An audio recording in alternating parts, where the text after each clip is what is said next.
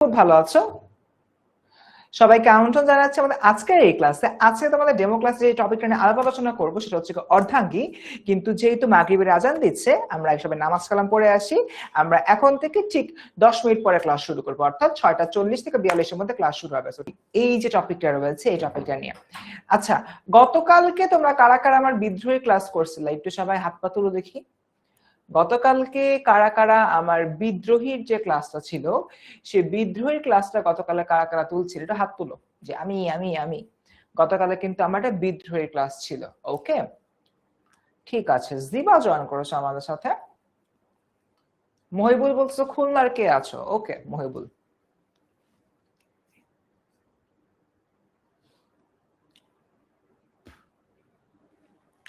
আচ্ছা, সো দেখি গতকালকে কারা কারা আমার বিদ্রোহী ক্লাস করেছিলাম।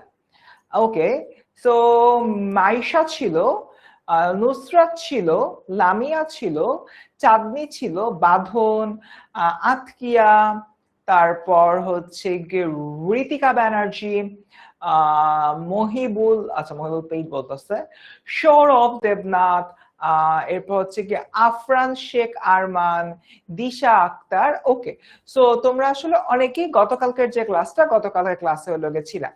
সো গতকালকের ক্লাসে কিন্তু আমি বারবার একটা জিনিস নিয়ে খুবই কনসার্ন ছিলাম যে তোমাদের অনেকেরই যে এত পরে এসে যদি বলো যে ভাইয়া আমি তো এটা বুঝতেছি না, আমার হচ্ছে এখনো বোঝার সমস্যা রয়ে গেছে, বা আজকে ক্লিয়ার হইলাম, এটা কিন্তু তোমাদের জন্য আসলে খুবই হলো গিয়ে অ্যালার্মিং একটা বিষয়। সো মানে টু বি ভেরি ফ্র্যাঙ্ক, আমি জানি না অর্ধাঙ্গী তোমরা আসলে কারা কারা ভালো করে পারো, একটু কাইন্ডলি জানাও তো। মানে অর্ধাঙ্গী কি সবাই পারো? মানে এই টপিকটা নিয়ে কি আইডিয়া আছে? ইনস এন্ড আউট ভেতরে কি আছে এটা নিয়ে কি কারোর কোনো আইডিয়া আছে? একটু কাইন্ডলি কমেন্টে হলো জানাও। সো যেটা হলো বলতেছিলাম, আমাদের এই পার্টিকুলার মোমেন্টে তোমার যদি এমন কোনো ঘটনা ঘটে যে কোনো একটা টপিক সম্পর্কে মাত্র এসে জানছো, তাহলে বিষয়টা একটু অ্যালার্মিং। সো এই জায়গা থেকে তোমাদেরকে বাঁচাতে আমি আছি। 10 মিনিট স্কুল আছে, তোমাদের জন্য 2.0 কোর্সও আছে। সো যাদের যাদের এখনো প্রবলেম আছে তোমরা কিন্তু চাইলেই আমাদের এই কোর্সে জয়েন করতে পারো। আচ্ছা, সো এবার সবাই বলো অর্ধাঙ্গী নিয়ে সবাই ক্লিয়ার কিনা? অর্ধাঙ্গী নিয়ে সবাই ক্লিয়ার কিনা? আচ্ছা, সায়েদ ইব্রাহিম বলতেছো ক্লিয়ার না, অ্যালার্মিং। ঠিক আছে, রিতা বলতেছো আইডিয়া আছে কিছু, অ্যালার্মিং। মাহমুদ বলতেছে যে ভাইয়া কয়েকবার পড়েছি, 90% idea, good to go, very good. তেমন ধারণা নেই, করবি বলছো, অ্যালার্মিং।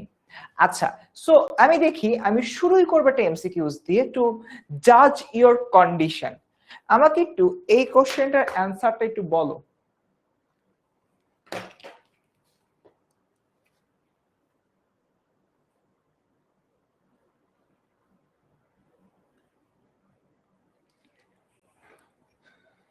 আমাকে একটু সবাই এই প্রশ্নটার উত্তরটা বলো। নারীদের প্রধান রোগ কি? শিক্ষা, দারিদ্র, দাসত্ব নাকি অশিক্ষা? শিক্ষা, দারিদ্র, দাসত্ব নাকি অশিক্ষা? আচ্ছা, ইয়াতে দাও, তোমার হচ্ছে গিয়ে পোলে অ্যান্সার দেয়, পোল দেখতে চাচ্ছি।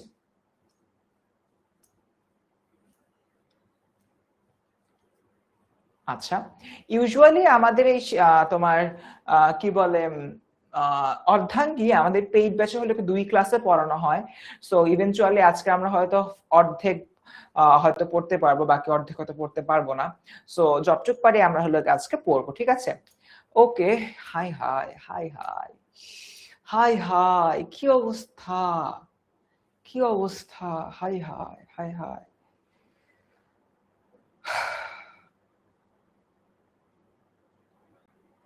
আমি আসলে একটু ভয় পাচ্ছি তোমাদের অবস্থা দেখে। ফর এন এক্সাম্পল, 30% স্টুডেন্ট তোমরা ভুল অ্যান্সার দিছো। 30% স্টুডেন্টের মধ্যে হচ্ছে কি তোমার 15% বলতেছো এইটার, বাকি 15% বলতেছো এই দুইটা।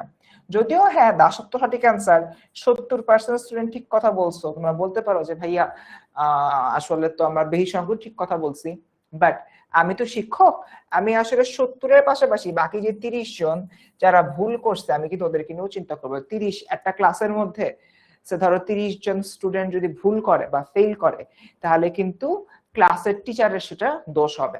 সো যেটাই হোক না কেন, একটা বিষয় হলো কি তোমাদেরকে হলো কি বলি, একজন বলছে যে কানতেছেন কেন, কানতেছে তোমাদের অবস্থা দেখে। মানে বেশিরভাগ কলেজে কিন্তু ইন্টারমিডিয়েট বা এইচএসসি এর যে ফার্স্ট ইয়ারটা থাকে, সে ফার্স্ট ইয়ারে প্রথম পত্রই পড়ানো হয়। তোমাদের যেহেতু সামনে ইয়ার ফাইনাল, তার মানে তোমাদের প্রথম পত্র আসলে পড়ানো শেষ, এবং সে প্রথম পত্রে একটা টপিক থেকে একটা খুবই মানে বেসিক একটা প্রশ্ন করলাম, সেই প্রশ্ন তোমরা 30 জন হচ্ছে ভুল করছো। তার মানে তোমাদের আসলে বুঝতে হবে বাংলার যে প্রিপারেশন, সে প্রিপারেশনটা তোমাদের আসলে ভালো না, এবং এইটা নিয়ে আসলে কাজ করতে হবে, উইথ গাইডেন্স পড়তে হবে। সো আমি তোমাদেরকে বারবার রিকোয়েস্ট করব, এখনো তোমাদের হাতে অনেক সময় আছে to repair yourself, to get back into the track, but সেটার জন্য তোমার দরকার প্রপার গাইডেন্স। সো আমরা জুন মাস থেকে হলো গিয়ে তোমাদের জন্য 2.0 কোর্সটা নিয়ে আসছি। সো সেই কোর্সে তোমরা যদি ভালো মনে করো জয়েন করতে পারো। ওকে, আমরা আরেকটা জিনিস দেখি, নারীর মানসিক দাসত্বের উদাহরণ হিসেবে লেখক কোন জাতির নারীদের উল্লেখ করেছেন? হিন্দু, মুসলিম, পার্সি নাকি ইংরেজ? হিন্দু, মুসলিম, পার্সি নাকি ইংরেজ? হিন্দু, মুসলিম, পার্সি নাকি ইংরেজ?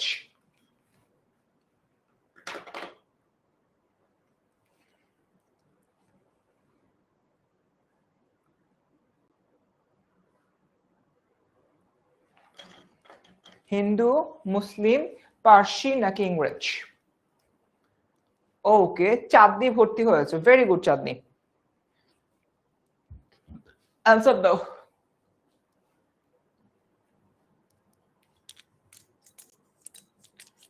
আচ্ছা,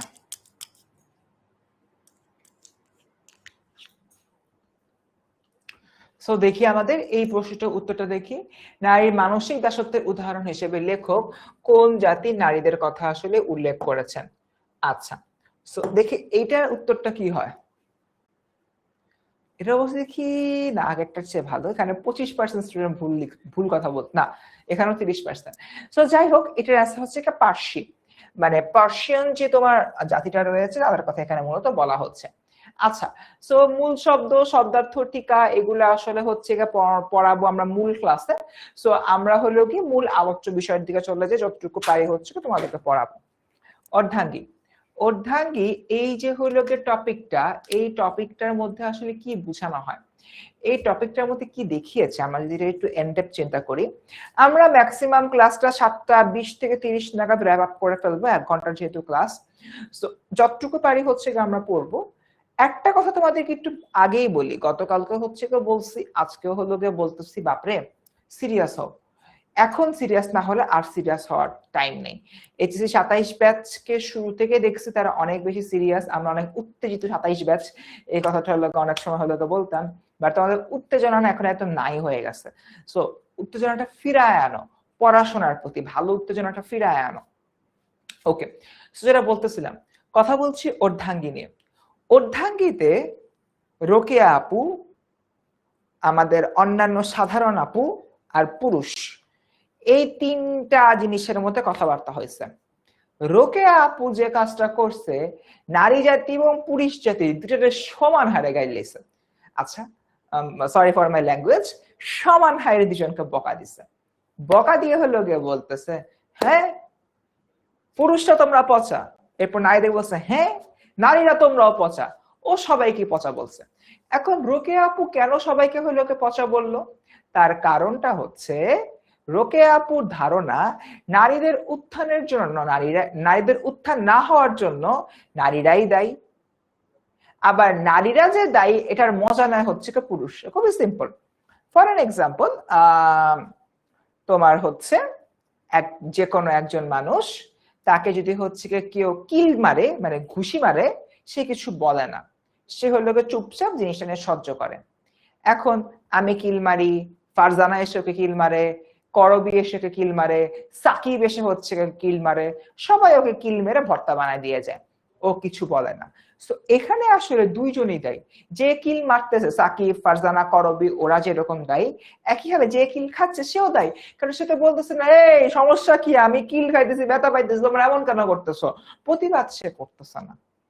আবার আরো একটা জিনিস এখানে আছে, নারীদের ক্ষেত্রে নারীদের সবচেয়ে বড় শত্রু, যদিও এখানে একটা আমরা দাসত্ব পড়ে আসছি, বাট আমার মতে একটা মেয়ের সবচেয়ে বড় এনিমি আরেকটা মেয়ে হয়। তার কারণটা কি? তার কারণটা হচ্ছে, ফর অ্যান এক্সাম্পল, আমরা একটু ব্যাক ডেটেড কোন একটা কথাবার্তা বলি। একটা মেয়ে রান্নাঘরে কাজ করবে, সেই মেয়েটা হলো একদিন বড় হয়েছে, বড় হয়ে হচ্ছে সে নিজে মা হয়েছে। মা হওয়ার পরে সে আরেকটা মেয়েকে জন্ম দিছে। জন্ম দেওয়ার পরে সে যে কাজটা করতেছে, তার মেয়েকে বলতেছে তোর কিন্তু রান্নাঘরেই কাজ করতে হবে, রান্নাঘর বাদে কিন্তু পৃথিবীতে আর কোনো জিনিস নাই, ঠিক আছে, সারাদিন তুই রান্নাঘরে কাজ করবি। ফর অ্যান এক্সাম্পল, একটা মা হচ্ছে কি এরকম হলো বলতেছে। সো ওই মাটা কিন্তু তার মেয়েটার ক্ষতি করতেছে, তাকে ফ্লোরিশড হতে দিচ্ছে না, তাকে প্রস্ফুটিত হয়ে দিচ্ছে না, তাকে সামনের দিকে আগায় যেতে দিচ্ছে না। এরপর ওই যে মেয়েটা, ওই মেয়েটার বিয়ে হইলো, বিয়ে হওয়ার পরে সে রান্নাঘরে কাজ করতেছে। তার যে হাজবেন্ড, তার হচ্ছে আরে বাহ ভালোই তো, আমার ভাত রান দেয়, আমার কাপড় গুছায় দেয়, আমার সবকিছু করে দেয়, যা এইসব কাজ তুমিই করবা, তোমার আর অন্য কিছু করা লাগবে না। রোকেয়া আপু এখান থেকে যেই স্টেটমেন্টটা দিছে বা যে ন্যারেটিভটা দ্বারা করাইছে, নারীর ক্ষতি নারীরাই করে, নারীরা এটার প্রতিবাদ করে না, এবং এই প্রতিবাদ না করার কারণে নারীদের মধ্যে এক ধরনের দাসত্ব মনোভাব আসছে, আর পুরুষরা বলছে এই তো পেয়েছি একটা ফ্রি দাসী, তাকে হচ্ছে কি তারা অপব্যবহার করে। সো এই জন্য রোকেয়া আপুর লেন্স থেকে পুরুষরা এবং নারীরা নারীদের অবমূল্যায়নের জন্য সমানভাবে দায়ী। এই পুরা জিনিসটা ব্যাখ্যা করতে কতক্ষণ লাগছে? 10 মিনিট লাগছে। এই 10 মিনিটের কথাটা রোকেয়া সাখাওয়াত হোসেন ঘুরাইছে ঘুরাইছে ঘুরাইছে ঘুরাইছে ঘুরায় ঘুরায় একদম লাস্ট পর্যন্ত হলো গিয়ে এসে বলছে। ওকে, তো আমরা মোটামুটি কিন্তু যে গদ্যটা বা প্রবন্ধটা কনসেপ্টটা বুঝে গেছি, রাইট? আসো, কোন রোগীর চিকিৎসা করতে হলে প্রথমে রোগের অবস্থা জানা আবশ্যক। তাই অবলা জাতির উন্নতির পথ আবিষ্কার করার পূর্বে তাদের চিত্র দেখাইতে হয় যে আমি স্ত্রী, তাদের অবনতি চিত্র দেখাইতে হয়। আমি স্ত্রী জাতির অবনতি শীর্ষক প্রবন্ধে ভগিনী দিগকে জানাইছি যে আমার একটা রোগ আছে, সেটা হচ্ছে দাসত্ব। অবলা জাতি মানে হচ্ছে নারীদেরকে বোঝানো হয় যাদের শক্তি কম, তাদের একটা রোগ আছে। রোগটা কি? রোগটা হলো দাসত্ব। সেই রোগের কারণ অবস্থা কত পরিমাণে ইতিপূর্বে বর্ণনা করা হয়েছে। এক্ষণে আমরা দেখাইতে চেষ্টা করিব সেই রোগ হওয়ায় আমাদের সামাজিক অবস্থা কেমন বিকৃত হয়েছে, ব্লা ব্লা ব্লা ব্লা ব্লা হাবিজাবি কথাবার্তা। সো ইভেনচুয়ালি এখানে তোমার যে কথাটা হলো কেউ বলতেছে, মানে দেখো, খুবই একটা সিম্পল উদাহরণ দিই। আজকে আমার লাইফে ঘটে যাওয়া একটা ঘটনা। আজকে সকালবেলা 11টার সময়, মানে বেসিক্যালি গত পরশুদিন আমি আমার আম্মুকে নিয়ে হসপিটালে গেছিলাম। আম্মুর খুব পা ব্যথা আর কোমর ব্যথা, তার বয়স অনেক হয়ে গেছে, 60 হয়ে গেছে। এন্ড হচ্ছে যে তোমার জাস্ট গত সেপ্টেম্বরে সে রিটায়ারমেন্টে গেছে। আম্মু গভর্নমেন্ট অফিসার ছিলেন। তো আম্মুর হইল গিয়ে অনেকদিন ধরে খুব পা আর কোমর ব্যথা, সেটির মতো হাঁটতে পারে না, হাঁটার সময় তাকে সাপোর্ট দিয়ে হাঁটাইতে হয়। এন্ড আমার ফ্যামিলিতে হচ্ছে আমি, আমার বাবা আর আমার মা, আমার বাবারও বয়স হয়ে গেছে। সো ইভেনচুয়ালি আম্মু যদি কোনো জায়গায় হাঁটতে টাটতে যাইতে হয়, আমার সাথে সাথে থাকা লাগে। সো গত পরশুদিন আমি হচ্ছে আম্মুকে নিয়ে ডাক্তারের কাছে গেছিলাম। সো ডাক্তারের কাছে যাওয়ার পর ডাক্তার বেসিক্যালি টেস্ট দিছিল। সো টেস্ট দেখে আজকে তার রিপোর্ট নিয়ে যাওয়ার কথা। রিপোর্ট তোমার দুপুর বেলা 12:30টার সময় আম্মু গেছে। সো আমি যেহেতু অফিসে ছিলাম, আমি আর যেতে পারিনি, আম্মু একাই গেছে। তো ভালো কথা। যাওয়ার পরে আম্মুকে হচ্ছে কি ডাক্তার বললো, আমি আপনাকে কয়েক রকমের এক্সরে দিছিলাম। এক্সরে দেওয়ার প্রধান কারণটা ছিল আপনার রোগটা কি এটা বোঝার জন্য এবং রোগটা আপনাকে দেখানোর জন্য। সো এরপরে হচ্ছে দেখা গেল আম্মুর যে কোমরের ডিস্ক আছে, যেটার উপর মেরুদণ্ড মানুষের দাঁড়ায় থাকে, ওই ডিস্কটা বসে গেছে এবং ওটা ক্ষয়ে গেছে। সো এই যে পুরো সিচুয়েশনটা, আম্মুর কোমরের ডিস্ক ক্ষয় হয়ে গেছে, সেটা তোমার বসে গেছে, তার মানে আমার এইটার হচ্ছে কি ট্রিটমেন্ট লাগবে। এইটা ট্রিটমেন্টটা করার আগে আমার তো আসলে এক্সরে করে আমার মায়ের দেখানো লাগছে যে দেখো তুমি এই রোগে ভুগতেছো, ঠিক আছে, তুমি এই রোগে ভুগতেছো। একইভাবে অবলা জাতি নারীদেরকে বলে নারীর অবমূল্যায়ন হচ্ছে, অবমূল্যায়ন হচ্ছে, অবমূল্যায়ন হচ্ছে, কেন অবমূল্যায়ন হচ্ছে এই জিনিসটা তো তাকে দেখাইতে হবে। সো দেখানোর জন্য বেগম রোকেয়া আপু স্ত্রী জাতির অবনতি শীর্ষক প্রবন্ধে ভগিনী দিগকে জানিয়েছেন যে আমার একটা রোগ আছে, রোগটা হলো কে দাসত্ব করা। সো এই যে হলো কে বিষয়টা, তার মানে নারীদের অভ্যাস হচ্ছে দাসত্ব করা। তোমার সে আসলে নিজের থেকে কিছু হলো গে করবে না, তাকে যেভাবে বলা হবে সে ওভাবেই করবে, অপরের দাসী হয়ে সে হলো গে থাকবে। একটা ছোট স্টুডেন্ট জিজ্ঞাসা করছে মূল গল্প শুরু করছে কিনা, মূল গল্প শুরু করছে কমপক্ষে 7 মিনিট আগে। আচ্ছা ওকে, সো আগাই সামনের দিকে। এরপরে বলতেছে তোমার হচ্ছে রোকেয়া, এখানে গোড়া পর্দা প্রিয় ভগিনীদের অবগতির জন্য দু একটা কথা বলে রাখা আবশ্যক। আমি অবরোধ প্রথার বিরুদ্ধে দণ্ডায়মান হই নাই। গোড়া পর্দা প্রিয় নারীরা ভাবে আমি হচ্ছে বাইরে যাব না, বাইরে গেলে আমাকে দেখে ফেলবে, আমার পর্দা নষ্ট হবে, আমার পর্দা নষ্ট হইলে আমার ধর্ম থাকবে না। গোরামি করছে, সে ঘরে থাকবে, সে হলো কি করবে তোমার হচ্ছে যে সে হচ্ছে কি তোমার ঘরে থাকবে, স্বামীর খেদমত করবে, রান্নাঘরে যাবে, রান্না করবে, আবার ঘরে আসবে। গোড়া পর্দা প্রিয়।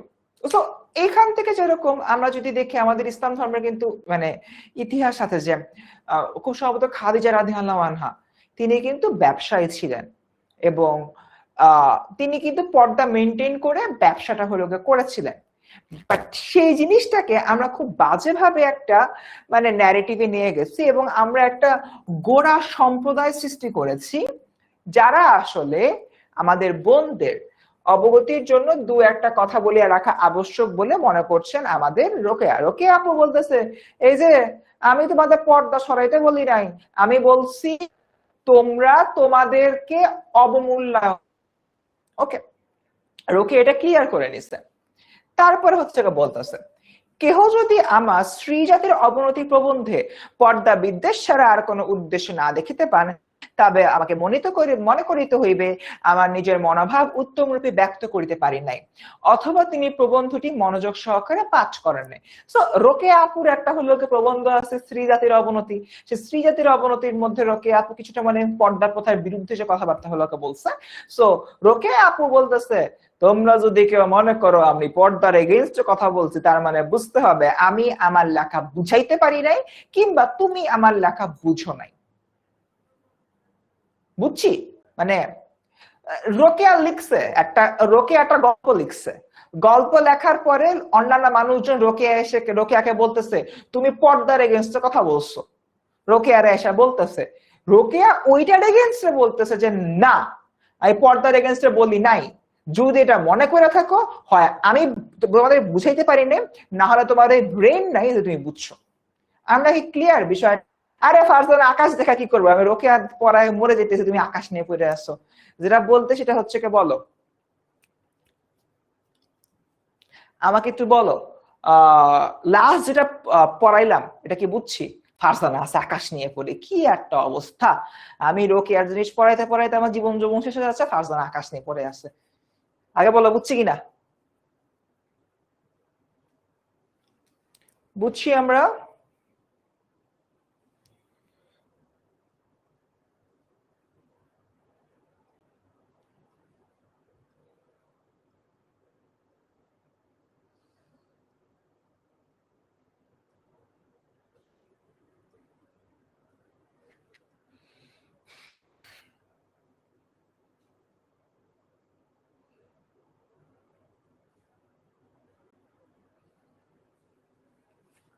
ওকে, লামিয়া বলছে হচ্ছে কি বুঝছি।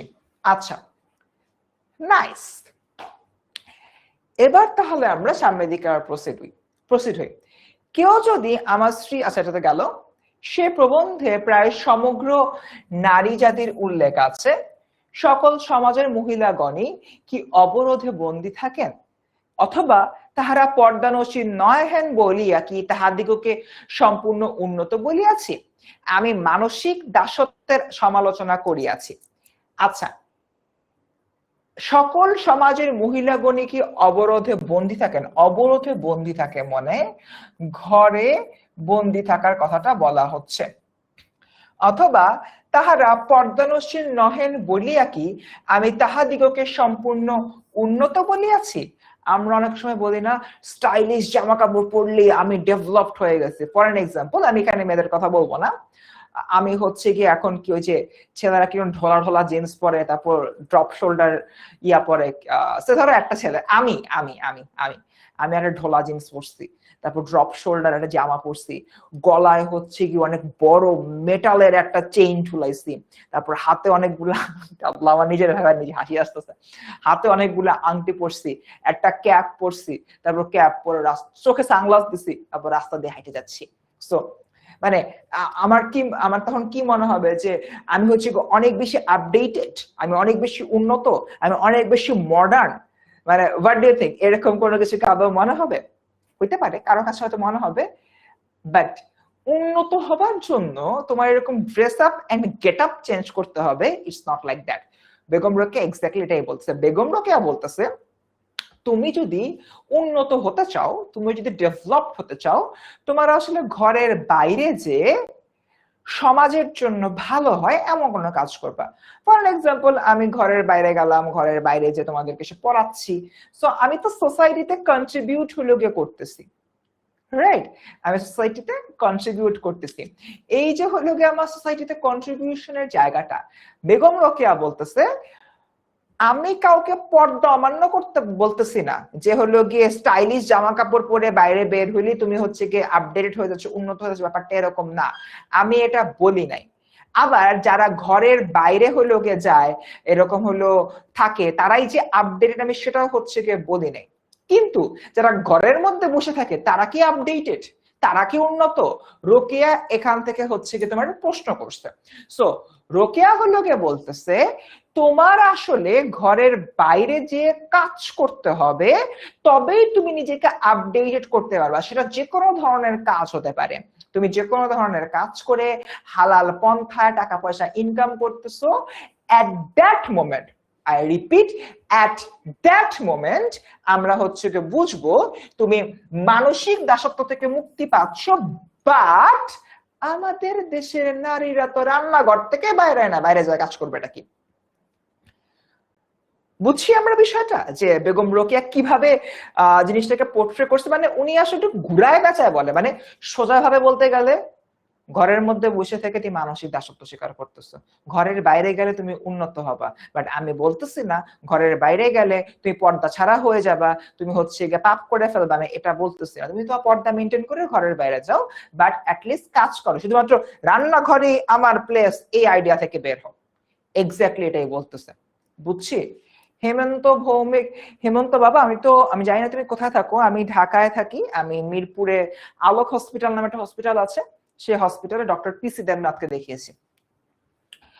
ওকে, সো গেল, ক্লিয়ার আমরা এতটুকু? আচ্ছা, ডান। আগাই। একটা নতুন কাজ করিতে গেলে সমাজে প্রথমত গোলযোগ উপস্থিত করে এবং পরে সেই নতুন চালচলন সহিয়া লয়। তাহার দৃষ্টান্ত স্বরূপ পার্সি মহিলাদের পরিবর্তিত অবস্থার আমরা উল্লেখ করিয়াছি। তাহার দৃষ্টান্ত স্বরূপ তোমার হচ্ছে পার্সি মহিলা, এখন তা পার্সি মহিলার দিকে যাচ্ছে। পূর্বে তাহারা ছত্র ব্যবহারের অধিকারিণী ছিলেন না, তারপর তাহাদের বাড়াবাড়িটা সীমা লঙ্ঘন করিয়াছে, তবু তো পৃথিবী ধ্বংস হয়নি। এখন পার্সি মহিলার পর্দা মোচন হয়ে আছে, কিন্তু মানসিক দাসত্ব মোচন হইয়াছে কি? অবশ্যই হয় না। ওই যে পর্দা ছাড়িয়াছেন, তাহা দ্বারা তাহাদের স্বকীয় বুদ্ধি বিবেচনার্থ কোনো পরিচয় পাওয়া যায় না। পার্সি পুরুষগণ অন্ধভাবে, আমি এটা একবারে পড়ে নিয়ে তারপর বুঝাচ্ছি, অন্তভাবে বিলাতি সভ্যতার অনুকরণ করিতে যাইয়া স্ত্রীলোকদেরকে পর্দা থেকে বাইর করিয়া আনিয়াছেন, ইহাতে অবলাদের জীবন শক্তিতে কিছু পরিচয় পাওয়া যায় না, তাহারা যে জড় পদার্থ, সেই জড় পদার্থই হলো গিয়ে রয়েছেন। পুরুষ যখন অন্তঃপুরে রাখতেন তখন তারা সেখানে থাকতেন, পুরুষ যখন বাইর করে আনছেন তখন তারা পর্দার বাইরে আসেন। ইহাতে রমণীকুলের বাহাদুরি কি, ওইরূপ পর্দা বিরোধ কখনোই প্রশংসনীয় হচ্ছে কি নয়। ওরে বাবা, আমরা এবার পার্সি মহিলার কথা বলবো। পার্সি মহিলারা কি আছে? পার্সি মহিলা, পার্সি তোমার একটা হচ্ছে কি তোমার জাতি, বুঝছো, পারস্য জাতি, পার্সি পারস্য, এখান থেকে পারস্য জাতি, ওদেরকে হচ্ছে পার্সি মহিলা হলো কি আমরা বলছি। বেসিক্যালি তোমার ইরান বা এই ধরনের যে তোমার মিডল ইস্টের কান্ট্রি গুলো রয়েছে, if I am not wrong Iran, একটু গুগলে সার্চ দাও না রিতা, তাহলে পাবা। আচ্ছা, সো আমি যদি হলো গিয়ে চিন্তা করি, আমি যদি হচ্ছে গিয়ে চিন্তা করি, এখানে হলো যেটা হলো গিয়ে বলতেছি তোমাকে, কি বলতেছে দেখো, পারস্যের মহিলারা বা পার্সি মহিলারা একটা সার্টেন পিরিয়ড পর্যন্ত তোমার হচ্ছে অন্তঃপুরে থাকতো, বাড়িতে থাকতো, বাড়ির বাইরে যেত না। বাড়ি, রান্নাঘর, বাচ্চা, সংসার, এই ধরনের যে হলো ব্যাপারটা, এইভাবে হলো সে ডিল করতো। তো ভালো কথা, আস্তে আস্তে পারস্য একটু ডেভেলপড হইলো, আধুনিক কালের ছোঁয়া লাগলো। সো এই আধুনিক কালের ছোঁয়া লাগার পরবর্তী সময়তে পার্সি মহিলারা তারা দীর্ঘদিন সময় হচ্ছে ঘরের ছিল, এই ছিল ঘর, এই ঘর থেকে তারা বাইরে আসলো। ঘর থেকে বাইরে আসার পর দেখলো সব বাইরের দুনিয়া কি সুন্দর। এখন ওই পার্সি মহিলাদেরকে কিন্তু ঘর থেকে পুরুষরা নাকে দড়ি দিয়ে বের করছে। তারপর পুরুষটা ঘুরাইতেছে, দেখো পৃথিবী কত সুন্দর, তোমরাও একটু আধুনিক হও, নাকে দড়ি দিয়ে পুরুষরাই ঘুরাইছে। রোকেয়া বলতেছে পার্সি মহিলারা ঘর থেকে বাইরে হয়েছে, ঘর থেকে বাইরে কি এমন কাজটা করছে, কিছুই তো করেনি। ওদের তো নিজের চিন্তা, বিদ্যা, বুদ্ধি, বিবেক কিছু এখানে ইউটিলাইজ হয় নাই। পুরুষরা বলছে বাইরেতে বাইরেছে, পুরুষরা আবার ঢুকতে বললে ঢুকবে। সো পারস্যের এই মহিলাদের স্বকীয় বোধটা আসলে তোমার এখানে জাগ্রতই হয় নাই। এক্স্যাক্টলি এই পয়েন্টটা এখানে বলছে, পারস্য মহিলারা অনেক বেশি মডার্ন, অনেক বেশি অ্যাডভান্সড, কোনো প্যারা নাই, বাট তাদেরকে আসলে পুরুষরা নাকে দড়ি দিয়ে ঘোরাচ্ছে, পুরুষরাই ঘর থেকে তাদেরকে নাকে দড়ি দিয়ে বের করছে, বা পুরুষরাই নাকে দড়ি দিয়ে তাকে ঘরে ঢুকাই দিবে। সো এদের আসলে বিদ্যে বুদ্ধির কোনো পরিবর্তন আসেনি। আবার পার্সি মহিলারা আগে যে ধরনের ড্রেস আপ করতো, সেই ড্রেস আপেও পরিবর্তন আসে। বাট যদিও ড্রেস আপে পরিবর্তন আসে, বাট তাদের তো নিজের জ্ঞান গরিমা বাড়ে নাই বাপ। সো ইভেন্চুয়ালি জিনিসটা ভাবে আর ভালো কোনো অবস্থার দিকে আগায় নাই, এটা এখানে বেসিক্যালি বলতেছে। সো হোপফুলি আমরা হচ্ছে এতটুকু ক্লিয়ার। এরপরে দেখি পরবর্তীতে, পুরুষগণ স্ত্রী জাতির প্রতি যতটুকু সম্মান প্রদর্শন করে তাহাতে, আচ্ছা উপরের লাইনটা বাদ চলে গেছে, এটা পড়ি আগে। কলম্বাস যখন আমেরিকা আবিষ্কার করতে গিয়ে কৃত সংকল্প হন, তখন লোকে তাহাকে বাতুল বলে নাই কি, নারী আপন সত্য স্বামিত্ব বুঝিয়া আপনাকে নরের ন্যায় শ্রেষ্ঠ জ্ঞান করিতে চাহে, ইহাতেও বাতুলতা বই আর কি। বাতুলতা মানে হচ্ছে কি পাগলামি, পাগলামি। কলম্বাস যখন বাইরে গেছে, বাইরে গিয়ে হলে আমেরিকা বলছে আমি এবার আমেরিকা আবিষ্কার করব, তো সবার পাগল বলছে। একইভাবে নারীরা আপন সত্য স্বামিত্ব বুঝিয়া আপনাকে নরের ন্যায় শ্রেষ্ঠ জ্ঞান করিতে চায়, ইহা মানে নারীরা যদি নিজের স্বামী, সংসার সবকিছু হচ্ছে তোমার রেখে বলে হে পুরুষ আমি তোমার চেয়ে জ্ঞানী, এই কনভারসেশনটা একটা পাগলামি, এটা এখানে বোঝানো হচ্ছে। পরের প্যারা, পুরুষগণ স্ত্রী জাতির প্রতি যতটুকু সম্মান প্রদর্শন করেন তাহাতে আমরা সম্পূর্ণ তৃপ্ত হইতে পারি না। লোকে কালী, শীতলা প্রভৃতি রাক্ষস প্রকৃতির দেবীকে ভয় করে, পূজা করে সত্য, কিন্তু সেইরূপ বাঘিনী, নাগিনী, সিংহী প্রভৃতি দেবীও কি ভয় ও পূজা লাভ করে না? তবেই দেখা যায় পূজাটা কে পাইতেছেন, রমণী কালী না রাক্ষসী নৃমুঞ্জ মালিনী। আচ্ছা, এখানে তোমার একটা বিষয় হচ্ছে কে বলি, পুরুষগণ নারীদেরকে সম্মান প্রদর্শন করেন কি করেন না, যতটুকু করেন ওইটা নিয়ে আসলে আমরা কেউ সম্পূর্ণ তৃপ্ত হতে পারি না। আমাদের যে থ্রাস্ট, যে তৃষ্ণা, সেটা মেটে না। লোকে কালিমা, শীতলা প্রভৃতি রাক্ষস প্রকৃতির দেবীকে ভয় করে, পূজা করে, কিন্তু সেই রূপ বাঘিনী নাগিনী সিংহী দেবীকে পূজা করে কি ভয় ও পূজা লাভ করে না? তবে দেখা যায় পূজাটা কে পাইতেছেন, রমণী কালী নাকি রাক্ষসী নৃমুণ্ডলানী? দেখো, আমরা কালী পূজা করি, আমরা হচ্ছে অন্যান্য পূজাও করতেছি, কই বলতেছেন ভাই? হ্যাঁ, পুরুষরা হচ্ছে নারীদেরকে সম্মান করে, কালীর সামনে যে তোমার পূজা করতেছে, মাথা নত করতেছে, ভালো কথা, খুব ভালো, খুব ভালো, 100-100 কথাবার্তা। বাট ঝামেলা যেটা হচ্ছে, রমণী পূজাটা কারে করতেছে? মা কালী কি করতেছে নাকি রাক্ষসী মুন্ডুমালিনীকে করতেছে? রাক্ষসী কি করতেছে নাকি মা কালীকে করতেছে? রাক্ষসের নাম ইন্টারনেট সার্চ দাও, তোমার হচ্ছে রাক্ষসী কে করতেছে নাকি মা কালীকে করতেছে? সো এইখানে আসলে প্রশ্নটা হচ্ছে এইটা যে তোমার আমি আসলে কার পূজা করব? আমি নারী হিসেবে মা কালীকে করব নাকি রাক্ষসীকে করব?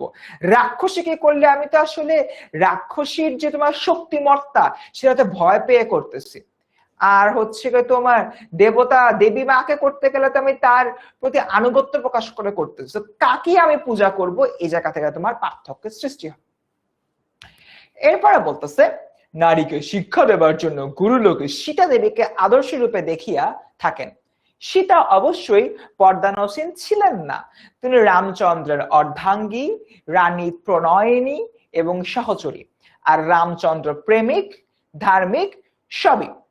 এখানে তোমার বলতেছে সীতাকে হচ্ছে একটা আদর্শ রমণী হিসেবে দেখানো হয়েছে, এবং আদর্শ রমণী যে সীতা রয়েছে, আদর্শ রমণী সীতা কি তোমার পর্দানসীন ছিলেন? অবভিয়াসলি না। সে তার হাজবেন্ডের সাথে অর্থাৎ রামের সাথে দিক সেদিক যেত, তো তার তো আসলে পর্দানসীন থাকার বিষয়টা এখানে বাঞ্ছনীয় ছিল না। তারপরেও সীতাকে আমরা আদর্শ দেখাচ্ছি। তো যেহেতু সীতা পর্দানসীন ছিল না, সীতা একটা আদর্শ নারী, তাহলে আমার কেন পর্দার অজুহাতে ঘরের মধ্যে থেকে খালি রান্নাঘরে চারটি পিষতে হবে? এই জায়গা থেকে তোমার বেগম রোকেয়া প্রশ্ন করতেছে। এরপর দেখি, কিন্তু রাম সীতার প্রতি যে ব্যবহার করেছেন তাহাতে প্রকাশ পায় একটা পুতুলের সঙ্গে কোন বালকের যে সম্বন্ধ, সীতার সঙ্গে রামের সম্বন্ধ ঠিক সেরূপ। বালক ইচ্ছা করিলে পুতুলকে প্রাণপণে ভালোবাসিতে পারে, পুতুল হারাইলে বিরহে অধীর হতে পারে, পুতুলের ভাবনায় অনিদ্রায় রজনী যাপন করিতে পারে। অর্থাৎ আমাদের যে এখানে প্রণয়নী মানে হচ্ছে তোমার ভালোবাসার সঙ্গী, এরকম। রাম যে সীতাকে আদর্শ নারী দেখানো হয়েছে, রাম এমন একটা ক্যারেক্টার, তাকে ওই তোমার আদর্শ যে নারীটা হলো গে রয়েছে, সে আদর্শ নারীকে নিয়ে ছেলে খেলা করতে পারে, আদর্শ নারীটাকে নিয়ে ছেলে খেলা করতে পারে, ওর যা মন চায় তাই করতে পারে। বুঝছো? সো এরকম একটা জায়গা থেকে তোমার আমরা যেটা হলো গিয়ে বলি যে রামের আসলে যাকে হলো গিয়ে আদর্শ নারীকাটা দেখানো হয়েছে, তার উপর তার সাথে সে ভালো ব্যবহার করে নাই। ওকে, পুতুলটা যে ব্যক্তি চুরি করিয়াছিল, অর্থাৎ এখানে রাবণের কথা বলতেছে, তোমার ওই যে সীতাকে সীতা হরণ করেছিল না রাবণ, যেখান থেকে হচ্ছে মেঘনাদ বধ কাব্য হলো রচিত হয়। পুতুলটা অর্থাৎ রাবণ যে পুতুলটাকে চুরি করিয়াছিল, রাবণের প্রতি খড়গ হস্ত হইতে পারে, হারানো পুতুল ফিরিয়া পেলে আহ্লাদে আটখানা হইতে পারে, আবার বিনা কারণে রাগ করিয়া পুতুলটা কাদায়ও ফেলিয়া দিতে পারে। যখন হচ্ছে যে তোমার রাবণ এসে সীতাকে অপহরণ করে, সীতাকে রক্ষা করার জন্য রাম হচ্ছে রাবণের বিরুদ্ধে লঙ্কাপুরীতে যুদ্ধ ঘোষণা করে দেয়। আবার সীতার সাথে রামের মনোমালিন্য হয়েছে দেখে রাম আর সীতার মধ্যে তুমুল ঝগড়া হয়ে রাম সীতাকে ফেলে দিয়েও চলে যায়। সো ইভেনচুয়ালি রামের যখন মন চায় সীতাকে ভালোবাসে, যখন মন চায় সে তাকে ছুঁড়ে ফেলে দেয়। আসলে সীতা যে একটা মানুষ, সে মানুষ হিসেবে সীতার প্রতি যে একটা সার্বক্ষণিক সম্মান প্রদর্শন করা দরকার ছিল, রাম আসলে সেটা করে নাই।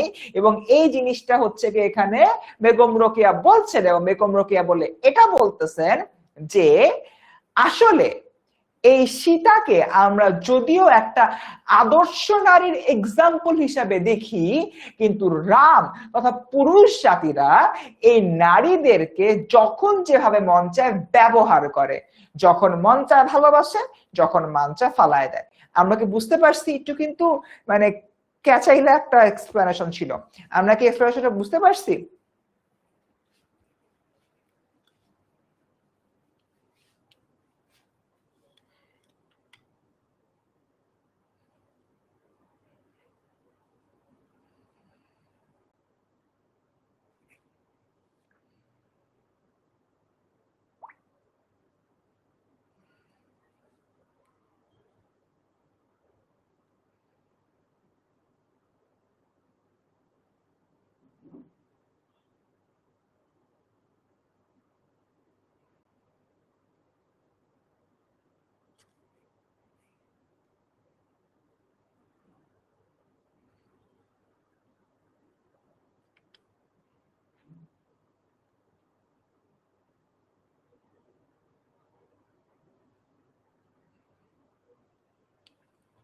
আচ্ছা, ঠিক আছে, ভেরি গুড, ডান।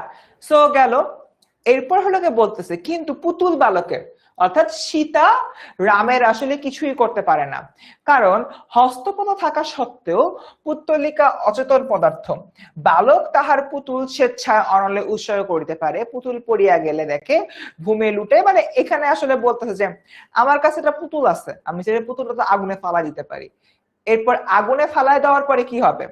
আগুনে ফালায় দেওয়ার পরে পুতুল যেটা রয়েছে, পুতুলটা আসলে তোমার তার জায়গা থেকে পুড়ে যাবে, পুড়ে হচ্ছে কি তোমার সম্পূর্ণরূপে হলো কি ধ্বংস হয়ে যাবে। বাট পুতুলটা কি ওই যে আগুনে ফেলছে তাকে কিছু করতে পারবে? The answer is no. তাই এই বিষয়টা এখানে মূলত বলা হচ্ছে। রামচন্দ্র স্বামিত্বের 16 আনা পরিচয় দিয়াছেন, আর সীতা কেবল প্রভু রামের সহিত বনযাত্রার ইচ্ছা প্রকাশ করিয়া দেখাইয়াছেন যে তাহারও ইচ্ছা প্রকাশের শক্তি আছে। মানে ফর এন এক্সাম্পল হচ্ছে কি রামচন্দ্র মানে রামের যখন বনবাস হয় তখন সীতা বলছে আমিও রামের সাথে বনবাসে যাব। সে তার স্বামীর প্রতি ভক্তি প্রদর্শন করছে এবং তাকে হচ্ছে গিয়ে তোমার নিয়ে যাওয়া হয়েছে। এখানে তো আসলে মানে সীতা কিন্তু তার স্বামীকে বাদ দিয়ে কিছু চিন্তা করে নাই। স্বামী যেখানে গেছে সীতাও সেখানে গেছে। সো ইভেন্চুয়ালি স্বামীকে ছাড়া থেকে নিজের বুদ্ধিমত্তা ব্যবহার করে যে কিছু করবে এটা এখানে হয় নাই। রাম বেচারা অবোধ বালক, সীতার অনুভব শক্তি আছে ইহা তিনি বুঝিতে চাহান নাই, কেননা বুঝিয়া কার্য করিতে গেলে স্বামিত্বের পূর্ণ মাত্রা খাটানো যাইত না। সীতার অমন পবিত্র হৃদয়খানি অবিশ্বাসের পদকালে দলিত ও চূর্ণ করিতে পারা যাইত না। মানে বেসিক্যালি হচ্ছে রামের পর নিয়ে গেছে। আসলে রামের উচিত ছিল তোমার সীতাকে না নেওয়া, কারণ সীতা তাহলে তার মতো সেফ জায়গা থাকতো। রামের বনবাস হয়েছে, রাম কিন্তু আসলে এই জিনিসটা নিয়ে চিন্তাই করে নাই। এবং পরবর্তীতে কিন্তু সীতাই হলো গিয়ে অপহৃত হয়, এবং অপহৃত হওয়ার পরে তাকে হচ্ছে কি মানে কলঙ্কের আধার বলা হয়, কি কি জানি ঝামেলা টামেলা হয়। তো এই যে হলো গিয়ে বিষয়টা, তার রামও তার জায়গা থেকে জিনিসটা নিয়ে প্রোটেক্ট করে নাই, সীতাকে প্রোটেক্ট করে নাই। এরপর বলতেছে দেশকালের নিয়ম অনুসারে কবির ভাষায় সুর মিলাইয়া না হয় মানিয়া লয়ে যে আমরা স্বামীর দাসী নহি অর্ধাঙ্গী। বিয়ের পরে আমরা হচ্ছে কি মনে করি যে মেয়েটার সাথে যে ছেলেটার বিয়ে হয়েছে সে মেয়েটা হচ্ছে কি ছেলেটার দাসী, ছেলেটার জন্য সবকিছু সে করে দিবে, সবকিছু হলো রেডি করে রাখবে, নিজের কোনো ডেভেলপমেন্ট করবে না।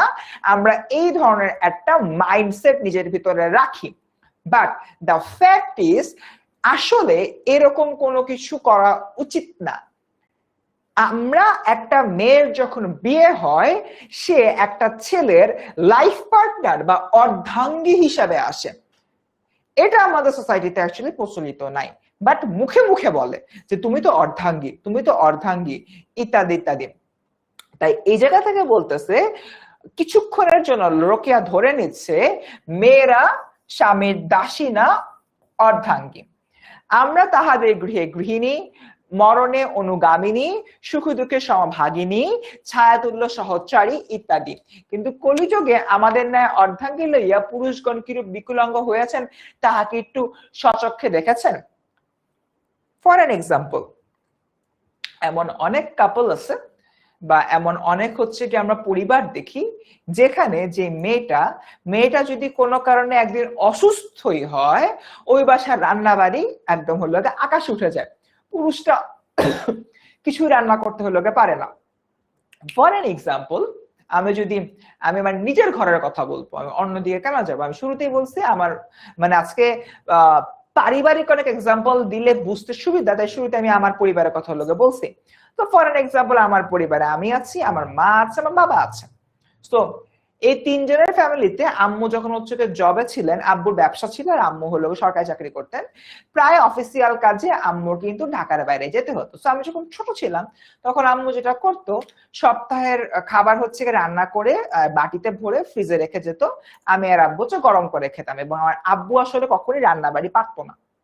বাট ধীরে ধীরে আমি বড় হইলাম, আমি আম্মুর সাথে থাকতে থাকতে টুকটাক রান্না বাড়ি শিখতে শিখতে মোটামুটি দেখা যায় যে মানে সব রকমের খাবার দাবার আমি রান্না করতে পারি। কিন্তু স্বাদের 19 বিষয় বাড়িতে খায়া পেট ভরে ঘুমায় থাকার মতো অবস্থা। তো দেখা গেছে যে ধরো আমি যখন কলেজে পড়ি, তোমাদের মতো বয়স, আম্মু তখন যখন হচ্ছে গিয়াতে যেত, বাইরে যেত অফিসিয়াল কাজে। তো দেখা যাচ্ছে যে বাসার রান্নাঘর সেন্টারের কাজগুলো আমিই করতাম। থালা বাটি ধোয়া থেকে নর্মাল হচ্ছে রুটি ভাত বানানোর যে কাজগুলো, এটা অ্যাকচুয়ালি আমিই করতাম। সো এখানে আমার যে বাবার কথাটা বললাম, সে কিন্তু এক ধরনের এই জায়গা থেকে বিকলাঙ্গ হয়ে গিয়েছিল। আমার মা নাই, বাসায় রান্নাবাড়ি আকাশে। তার কারণ পুরুষটা মেয়েদের উপরে এতটাই নির্ভরশীল, কোনো কারণে একটা মেয়ে যদি অসুস্থ হয় বা যদি সে কোনো কাজে বাইরে যায়, বাসায় বেসিক রান্না খাওয়াটাই হয় না। তার মানে এখানে মেয়েদের উপরে এতটা নির্ভরশীল হওয়ার কারণে পুরুষরা বিকলাঙ্গ হয়ে যাচ্ছে, রাইট? এই জিনিসটা আসলে তোমার করা উচিত না।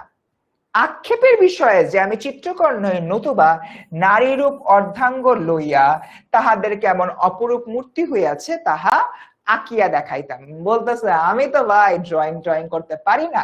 তো আমি যেহেতু হলো কি ড্রয়িং করতে পারি না, তাই আসলে আমি দেখাইতে পারতেছি না যে নারীদের উপরে ডিপেন্ডেন্ট হয়ে পুরুষদের কি একটা অবস্থা হয়েছে। তো এতটুকু ছিল আমাদের এই পর্যন্ত। আমরা কি এই পার্টটুকু বুঝতে পেরেছি কিনা একটু কাইন্ডলি হলো আমরা জানাই। এই পার্টটুকু বাবার আমরা বুঝতে পেরেছি কিনা একটু কাইন্ডলি জানাই। আর এটা একটু বলি, আমরা কারা কারা আমাদের 2.0 যে কোর্সে রয়েছে, কোর্সে হলো ভর্তি হতে চাইলে একটু হচ্ছে গিয়ে তোমার কমেন্টে লিখে সিয়াম শেখ আমার দল, আমরা দুই ভাই রান্না বাড়াবাড়ি। ইয়াস, বাসায় কেউ আসলে না খেয়ে থাকতে হবে না, প্যারা নাই, চিল। আচ্ছা, থ্যাংক ইউ হুসাইন। আমরা কারা কারা 2.0 তে আসতে চাই? 2.0 তে কিন্তু আমি আর পানা সাকিব ভাই রেগুলার ক্লাস নেব তোমাদের, বুঝছো? ওকে, ক্লিয়ার আমরা সবাই? আচ্ছা, সো অনেকেই হলো 2.0 এর কোর্সের ব্যাপারে একটু জানতে চাচ্ছিলাম, আমি তোমাদের একটু দেখাই। আচ্ছা, খুবই হচ্ছে কি সিম্পল, তোমরা সবাই আমাদের ওয়েবসাইটে চলে আসবে। ওয়েবসাইট কি? ওমা লাফায় কেন এটা? আচ্ছা, তোমরা সবাই আমাদের ওয়েবসাইট চলে আসবে। ওয়েবসাইট কোনটা? 10ms.com। ওকে, সো এই যে প্রথম যে তোমার লিঙ্কটা আসবে, এই লিঙ্কে হলো ঢুকে যাবা। ঢুকে যাবার পরে তোমরা এই যে এখানে দেখবা HSC 27 একটা বাটন আছে, তোমাদের ব্যাচ, তোমাদের বাটন। সো তোমরা এই বাটনে হচ্ছে কি প্রেস করবা, যারা যারা হচ্ছে কি আমাদের এই 2.0 কোর্সে আসতে চাও। তো এরপর তোমার নিচে নামবা, নিচে নামার পরে তোমরা বাংলা ইংলিশ আইসিটি এই যে কোর্সটা 2.0, এই কোর্সটা কিনবে। এখানে বাংলা পাবা, ইংলিশ পাবা, আইসিটি পাবা। প্রতি সপ্তাহে তোমার হচ্ছে গিয়ে 6টা করে ক্লাস থাকবে। এবং আমি যদি হচ্ছে গিয়ে দেখি আমাদের এই যে কোর্সগুলা অনেক স্টুডেন্টরা অনেক ভালো ভালো কথা বলছে, তোমরা হলে দেখে নিবা। আচ্ছা, সো এই যে দেখি একটা জিনিস, ক্লাস কোথায় বা কখন হবে একটু বড় করে দিচ্ছি আমি, সবাই দেখো। ক্লাস হবে 10 মিনিট স্কুল অ্যাপ বা ওয়েবে। এখন যে তোমরা অ্যাপ বা ওয়েবে আছো এখানে, এবং ক্লাস শুরু হবে জুন 2026-এ, তার মানে মে মাসের পরে কিন্তু তোমাদের ক্লাস শুরু হয়ে যাচ্ছে। সো তোমরা যদি এই ক্লাসটা হলো কি কোর্স যদি পারচেজ করতে চাও, তাহলে তোমরা এখান থেকে কোর্সটি কিনুন, এই বাটনে চলে যাবা, এগিয়ে যান দিবা। সো একটা জিনিস তোমাদেরকে দেখাই, আমাদের কোর্সের দাম ৬,০০০ টাকা, বাট আমরা ডিসকাউন্ট দিয়ে কিন্তু ৫,৫০০-তে হলো রাখছি। বাট দ্য পয়েন্ট ইজ, এটাই কিন্তু শেষ ডিসকাউন্ট না, আরো ডিসকাউন্ট আছে।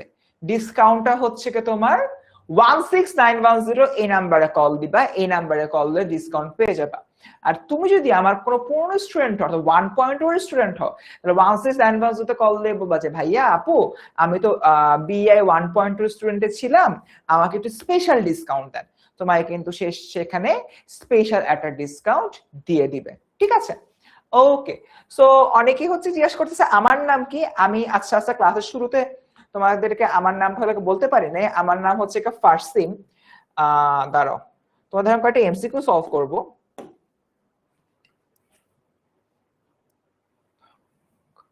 আচ্ছা, সো আমি একটু আমার নিজের পরিচয়টা দিয়ে নিই।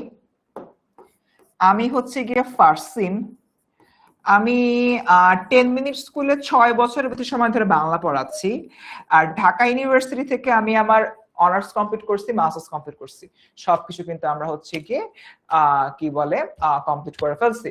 তো এখন খালি ফুল টাইম আর তোমাদেরকে হচ্ছে গিয়ে পড়ে। আচ্ছা, সো যাই হোক, আমরা হচ্ছে কি এই অ্যান্সারটা দিই। বেসিক্যালি আমাদের ক্লাসের আমরা শেষের দিকে চলে আসছি। আমাদের অ্যাকচুয়ালি অনেক বড় টপিক, তো সো এত বড় টপিক আসলে পড়ে আমরা শেষ করতে হলে পারবো না, তাই আমরা এখন কয়েকটা এমসিকিউ সলভ করে শেষ করে ফেলবো। তো শাস্ত্রকারগণ গার্হস্থ জীবনকে কি স্বরূপ কল্পনা করেছেন? গার্হস্থ অর্থাৎ তোমার বাসাবাড়ির জীবনকে।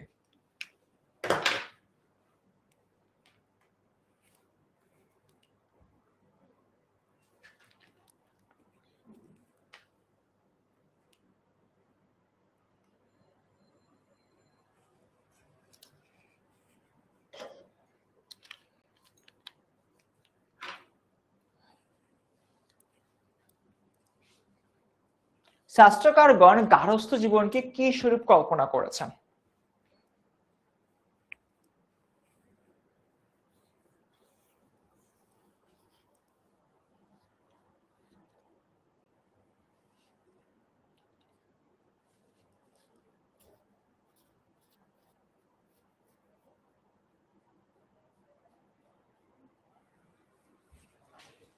সবাই অ্যান্সার দাও।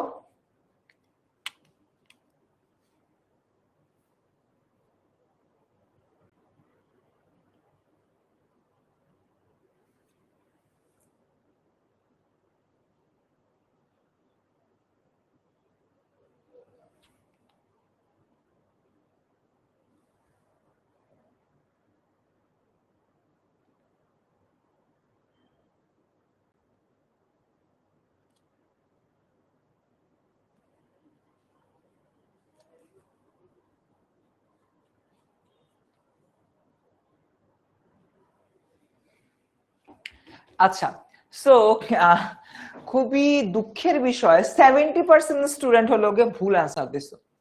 খুবই দুঃখের বিষয়। আচ্ছা, এটার অ্যান্সার হচ্ছে কি মাথা ও অঙ্গ। দ্বিচক্র শকট তোমার ইয়া করছে সমাজকে। সমাজ হচ্ছে কি তোমার দ্বিচক্র শকট, মানে 2 চাকার গাড়ি। গার্হস্থ মানে হচ্ছে কি পরিবার, সেই পরিবারের মাথা হচ্ছে গিয়ে নারীরা, অঙ্গ হচ্ছে গিয়ে পুরুষরা। বুঝছো? সো নারীদেরকে অবমাননা করলে পরিবারের মাথাকে অবমাননা করতেছে, এটা বেসিক্যালি বলা হচ্ছে। ওকে, ডান। সো এরপর হচ্ছে কি গেল মোটামুটি। আমরা চলো একটা সিকিউ দেখি। সিকিউ দেখলে আমরা বুঝতে পারবো কিরকম প্রশ্ন আসে। শিশির এক মুসলিম পরিবার জন্মগ্রহণ করে। বালিকা বয়সে স্কুলে যাওয়ার শখ থাকলেও সে পারিবারিক শাসন ডিঙ্গে স্কুলে যেতে পারেনি, ওকে আটকায় ফেলা হয়েছে। ভালো। মায়ের কাছে সে আরবি বর্ণমালা শিখেছে। এরপর কায়দা শিখে যখনই আমপারা শিখতে শুরু করে তখনই বিয়ের প্রস্তাব আসে এবং তাকে বিয়ে করে দেওয়া হয়। ভাগ্যগুণে শিশির ভালো স্বামী পেয়ে যায়। সে স্বামীর সংসার থেকে নিজের প্রতিষ্ঠা ও স্বামীর উৎসাহে বিদ্যে অর্জন করে। তাতে সে সমাজে নারী হীন অবস্থা বুঝতে পারে, নারী মর্যাদা প্রতিষ্ঠার জন্য নারীর শিক্ষা কেন্দ্র প্রতিষ্ঠা করে এবং তার এলাকায় নারীদের শিক্ষিত করে তোলে। উদ্দীপকের শিশিরের পিতৃ পরিবারে ব্যক্ত নারীর প্রতি মনোভাবটা কিরকম ছিল? নারীর প্রতি মনোভাবটা ছিল অত্যন্ত সংকীর্ণ, ঠিক আছে, অর্থাৎ নারীদেরকে কোনো কাজ করতে দিতে হচ্ছে না, এরকম গেল। এরপরে দেখি ঘ নম্বর, শিশিরের কাজের মধ্যে অর্ধাঙ্গী প্রবন্ধের পাবন্দিকে কোন ইচ্ছা প্রকাশ ঘটেছে? হ্যাঁ, নারীদের যে তোমার স্বাবলম্বী হওয়ার বিষয়টা, স্বাবলম্বী হয়ে তোমার সমাজ এবং পরিবারের জন্য কিছু করাটা, সেই বিষয়টা এখানে মূলত উঠে এসেছে। That's it. তো স্টুডেন্ট মোটামুটি হচ্ছে এখানে এতটুকুই, আমাদের আজকের ক্লাসটা আমরা এখন শেষ করব। তোমাদেরকে যেটা বলেছিলাম, এই যে এই নাম্বারটা কথা বলেছিলাম 16910, যারা হচ্ছে গিয়ে আমাদের 2.0 কোর্সে ভর্তি হতে চাও, তারা ডিসকাউন্টের জন্য অবশ্যই অবশ্যই অবশ্যই আমাদের 16910 এই নম্বর হচ্ছে কল করবা। ওকে স্টুডেন্ট, ওভারঅল এই শর্ট টাইমের মধ্যে যতটুকু আমরা পড়িয়েছি, আমরা কি যা পড়িয়েছি এটা কি বুঝতে পেরেছি? বাবারা, যা পড়িয়েছি এটাকে আমরা বুঝতে পেরেছি? বাচ্চারা একটু কাইন্ডলি বলি, যা পড়িয়েছি আমরা কি বুঝতে পেরেছি? Clear? Okay, so I guess আমরা আমাদের ক্লাসটা শেষ করতে পারি। একটা কথা বারবার বলতেছি, জুন মাস থেকে আমাদের 2.0 ক্লাস শুরু হচ্ছে। তার আগে তোমাদের কিন্তু নিজেদেরকে গুছিয়ে ফেলতে হবে, এবং আমাদের যে, যদি তোমরা প্রপারলি এইচএসসি প্রিপারেশন এখন থেকে নিতে চাও, উইথ প্রপার গাইডেন্স ক্লাসে হচ্ছে জয়েন করতে হবে এবং পড়াশোনাগুলো শিখতে হবে। সো আমাদের 2.0 টিচার প্যানেলে আমি, পানসাকিব ভাইয়া, মুনজারিন আপু, দুর্জয়, তারপর পারভেজ ভাইয়া, দেন আইসিটিতে হচ্ছে রনক ভাইয়া, সব বাকিরা রয়েছে। সো তোমাদেরকে জানাবো, ওই ক্লাসগুলোতে জয়েন করে ফেলো, ইনশাল্লাহ এইচএসসি এর জন্য 100% প্রিপারেশন নিতে পারবা। দেখা হচ্ছে 2.0